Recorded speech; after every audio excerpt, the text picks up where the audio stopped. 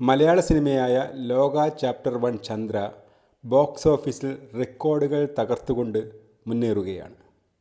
മലയാള cinema ചരിത്രത്തിൽ ആദ്യമായി 300 കോടിക്ക് മുകളിൽ കളക്ഷൻ നേടിയ സിനിമയായി ലോക മാറിയിരിക്കുന്നു. മലയാള സിനിമയെ സംബന്ധിച്ചിടത്തോളം മുമ്പില്ലാത്ത വിധം ബോക്സ് ഓഫീസ് വിജയങ്ങൾ തുടർച്ചയായി നേടിക്കൊണ്ടിരിക്കുന്ന ഒരു വർഷം കൂടിയാണിത്. ലോകയ്ക്ക് മുമ്പിറങ്ങിയ മോഹൻലാൽ സിനിമയായ എമ്പുരാനും തുടരും എല്ലാം 200 കോടിക്ക് മുകളിൽ കളക്ഷൻ നേടിയിട്ടുണ്ട്. മോഹൻലാൽ സിനിമയായ ഹൃദയപൂർവ്വമാകട്ടെ 75 കോടിക്ക് മുകളിൽ കളക്ഷൻ നേടി. കഴിഞ്ഞ ഓഗസ്റ്റ് 28-ാം തീയതിയാണ് ലോക റിലീസ് ചെയ്തത്. ബോക്സ് ഓഫീസിൽ അപ്രതീക്ഷിതമായ ഒരു വൻ വിജയമാണ് ലോക നേടിക്കൊണ്ടിരിക്കുന്നത്. സാധാരണഗതിയിൽ റിലീസിന് മുമ്പ് തന്നെ OTT റൈറ്റ് കൊടുക്കുമെങ്കിലും ലോക റിലീസിന് ശേഷമാണ് OTT റൈറ്റ് ജിയോ ഹോട്ട്സ്റ്റാറിന് കൊടുത്തത്. ഈ സിനിമയുടെ നിർമ്മാണത്തിന് ചെലവായ തുകയ്ക്കാണ് OTT റൈറ്റ് കൊടുത്തതെന്നാണ് അണിയറയിലുള്ള സംസാരം. സാധാരണഗതിയിൽ റിലീസ് കഴിഞ്ഞ് 2 ആഴ്ചയ്ക്ക് ശേഷം പൊതുവെ OTT റൈറ്റ് കൊടുക്കുമെങ്കിലും ഈ സിനിമയുടെ ബോക്സ് ഓഫീസ് വിജയം കണക്കിലെടുത്ത് നിർമ്മാതാക്കൾ OTT സ്ട്രീമിങ്ങിനുള്ള മാക്സിമം ദിവസമായ 50 ദിവസം കഴിഞ്ഞാണ് ഇതിൻ്റെ OTT റൈറ്റ് ജിയോ ഹോട്ട്സ്റ്റാറിന് കൊടുത്തത്.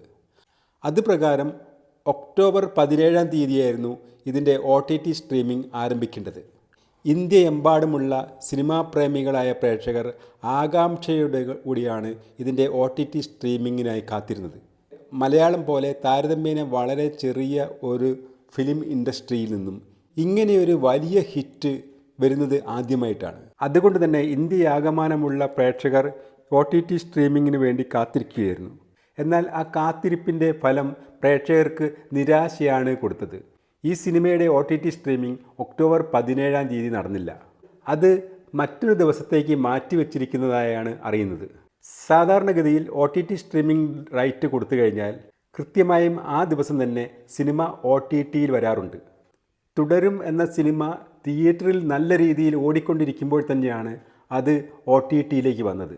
അതുപ്രകാരം തിയേറ്റർ കളക്ഷനിൽ വലിയൊരു നഷ്ടം ആ സിനിമയ്ക്ക് ഉണ്ടായിട്ടുണ്ടെങ്കിലും നേരത്തെ നിശ്ചയിച്ച പ്രകാരം OTT റൈറ്റ് കൊടുത്തത് കൊണ്ട് തിയേറ്റർ കളക്ഷനെ നന്നായി ബാധിക്കുമെന്ന് അറിഞ്ഞിട്ട് പോലും മുൻകൂട്ടി നിശ്ചയിച്ച ആ ദിവസം തന്നെ OTT സ്ട്രീമിംഗ് ആരംഭിച്ചു.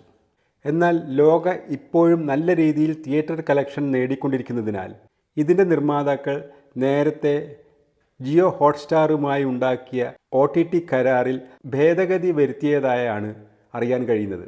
ഇങ്ങനെ ഉണ്ടാക്കുന്ന മാറ്റം OTT സ്ട്രീമിങ്ങിനെ വൈകിപ്പിക്കുന്നത് കൊണ്ട് അതുകൊണ്ട് OTTക്ക് ഉണ്ടാകുന്ന നഷ്ടം നിർമ്മാതാക്കൾ വകവെച്ച് കൊടുക്കേണ്ടതായി വരും.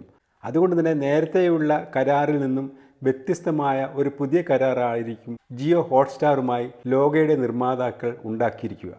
OTTയിൽ നിന്നുള്ള വരുമാനം അല്പം കുറഞ്ഞാലും തങ്ങൾക്ക് നേട്ടം സിനിമ ഇനിയും തിയേറ്ററിൽ കളിക്കുകയാണ് എന്നുള്ള ഉറച്ച വിശ്വാസമാണ് ലോകയുടെ നിർമ്മാതാക്കളെ ഈ സിനിമയുടെ OTT സ്ട്രീമിംഗ് വൈകിപ്പിക്കുന്നതിനുള്ള കാരണം. ഏതായാലും ജിയോ ഹോട്ട്സ്റ്റാറുമായുള്ള കരാർ ലോകയുടെ നിർമ്മാതാക്കൾ പുതുക്കിയിരിക്കുകയാണ്. പുതുക്കിയ കരാർ പ്രകാരം ലോകയുടെ OTT റൈറ്റ് എന്താണെന്നുള്ള കാര്യം വ്യക്തമല്ല. എന്തുതന്നെയായാലും പ്രേക്ഷകരെ സംബന്ധിച്ചിടത്തോളം ലോക OTTയിൽ കാണാൻ ഇനിയും കാത്തിരിക്കണമെന്നുള്ളതാണ് സത്യം.